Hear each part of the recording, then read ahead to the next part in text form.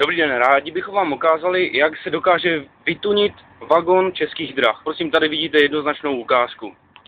Jo, čau. Moje jméno je Honza, tohle je můj kámoš Štěpán a teďka natáčíme naši parádní cháru, náš vytuněný vagon. Všimněte si, že si ležíme, ale to není všechno. My si můžeme klidně i sednout, jo? Protože to dělali. Tady, zmáčknu svůj polštář, Štěpo, pomož mi tam. Že mám tady parádní sedačku. Dám se sedátko.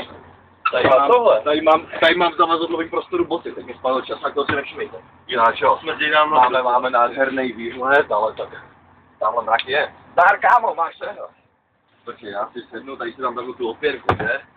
Můžu si třeba i natáhnout ty nohy. Ne, podívej si, máme tady zásuvku, to samozřejmě vyši, nuda.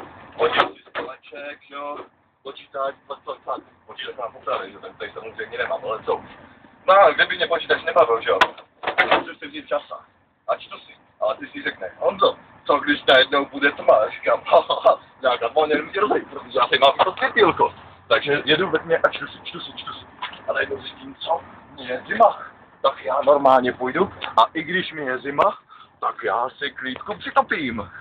A to není všechno. Kdybych já náhodou potřeboval výhled na záchod, tak stačí zatáhnout tady tu páčku. Jinak, tady tohle je ve stručnosti moje kára. Štěpo, podrž mi to. Budu se s vámi muset pomalu rozloučit, protože je ještě dlouhá cesta. A já si musím škouknout. Já jsem jeho kámoš, on to řekl na mě. A ještě jsem vám zapomněl říct, že máme zvedací opěráče na hlavu.